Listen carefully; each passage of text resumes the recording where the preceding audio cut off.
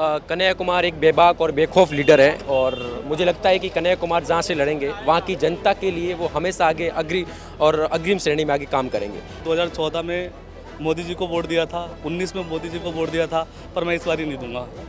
नमस्कार दोस्तों, अभी पूरे देश में राजनीतिक माहौल है। राजनीतिक माहौल में दिल्ली की माहौल और भी गर्म है। दिल्ली के माहौल में कन्हैया कुमार और मनोज तिवारी, क्योंकि ये सीटों पर बिल्कुल गर्मा गर्म चल रहा है। इसमें कौन जीतेगा कौन हारेगा इससे पहले भी कहना बिल्कुल मुश्किल है। कन्हैया कुमार एक बेबाक और बेखौफ लीडर है और मुझे लगता है कि कन्हैया कुमार जहाँ से लड़ेंगे वहाँ की जनता के लिए वो हमेशा आगे अग्रिम श्रेणी में आगे काम करेंगे। 2014 में मोदी जी को वोट दिया था, 19 में मोदी जी को वोट दिया था, पर मैं इस बार ही नहीं दूंगा। क्योंकि वो जो बोलते हैं सारे चीज़ को करने के, बहुत सारे चीज़ जो बोले हैं उस पर वो खड़े उतरते हैं। लेकिन ये बीजेपी वाले में जो है वो ऐसा नहीं देखेंगे, खड़े उतरते, बोलते कुछ और हैं। आप भी इनकी बात से सहमत हैं? जो ये बात बेरोजगारी को लेकर सभी लोग यहाँ पर कर रहे हैं। मैं ये कह रही थी कि ज्यादा समर्थक किसका है, कन्हैया कुमार युवाओं में दिखाई या देता मनोज है, तिवारी? वो क्या वोटों में भी बदलेगा इस बार? आपको ऐसा लगता है कि या फिर यहाँ बैठकर सिर्फ बात हो रही है कि मोदी सरकार ने नौकरी नहीं दी, ये नहीं दिया, वो नहीं दिया? आपको लगता है वोटों में सब बदलता नजर आएगा? जब से बीजेपी 2014 से 2014 से जो बीजेपी का कार्यकाल रहा है, इस कार्यकाल में अनएम्प्लॉयमेंट एक बहुत बड़ा इशूज रहा है। ये तो खैर है, अनएम्प्लॉयमेंट के पूरा देश इस चीज के लिए जूझ रहा है। बीजेपी का वो मुझे स्टैंड नहीं लगता जिस स्टैंड के साथ बीजेपी 2014 में आई थी। अनएम्प्लॉयमेंट पिछले कौन सी दशकों सरकार से आएगी जो ये वही समस्या बना को हुआ दूर है। कर आज भी अगर सकता देखा है? जाए अपने उच्च स्तर पर है। खासतौर पे इसमें सबसे बड़ी जो समस्या आ रही है वो एजुकेशनल अनएम्प्लॉयमेंट की, जो शिक्षित बेरोजगारी है वो भारत में अपनी चरम सीमा पर है। और इसको तभी ख़त्म किया जा सकता है जब एक संकल्पित सरकार होगी जिसका एक फिक्स एजेंडा होगा, एम्प्लॉयमेंट पे एक फिक्स पॉलिसीज होंगी, लगातार जो गवर्नमेंट वैकेंसीज हैं उनमें सीटें बढ़ाई जाएंगी। पिछले चाहे वो CGL का हो चाहे CHSL का हो। आपने कहा कि अगर ये सब तब होगा जब एक संकल्पित सरकार होगी। इस बार आपको क्या लगता है फिर कौन आ रहा है? नहीं, मैं सीधे सीधे बता दूं, मैंने 2014 में मोदी जी को वोट दिया था, 19 में मोदी जी को वोट दिया था, पर मैं इस बार नहीं दूंगा। मुझे लग रहा है क्योंकि वो चीज़ें नहीं आ रही हैं जो मैनिफेस्टो में होना चाहिए, घोषणा पत्र में, वो नहीं है।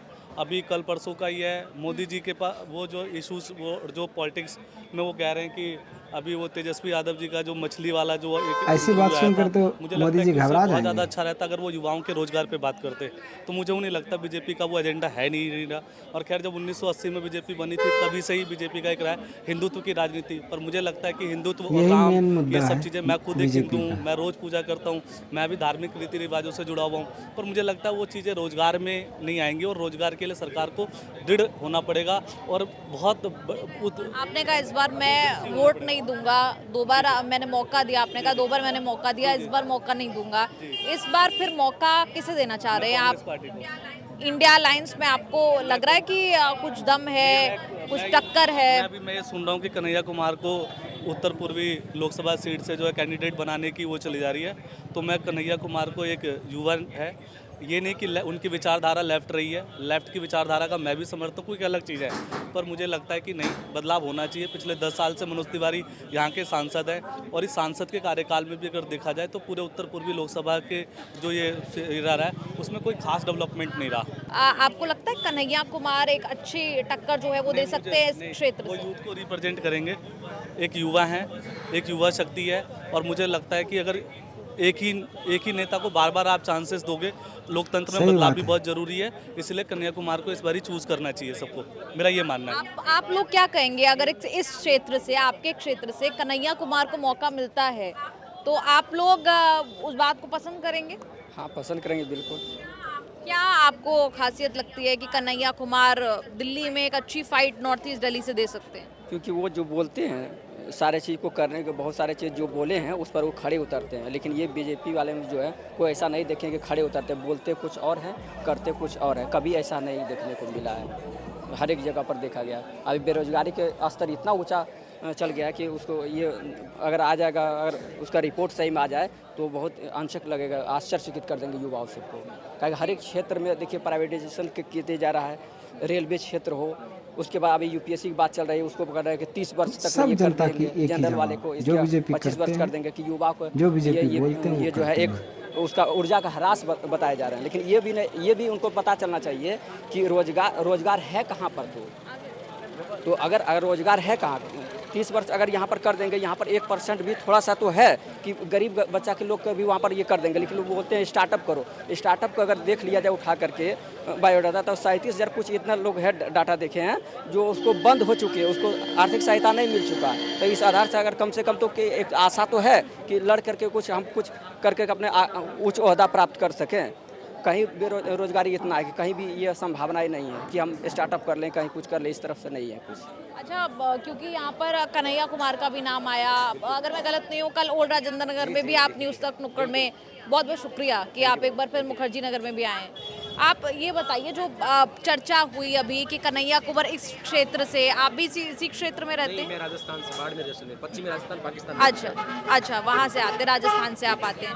लेकिन यहाँ पर क्योंकि आप लोग रहते हैं, कन्हैया कुमार की अगर दावेदारी यहाँ से होती है, कितनी मजबूत आप लोगों के लिए रहेगी? कन्हैया कुमार एक बेबाक और बेखौफ लीडर है और मुझे लगता है कि कन्हैया कुमार जहाँ से लड़ेंगे वहाँ की जनता के लिए वो हमेशा आगे अग्रिम श्रेणी में आगे काम करेंगे।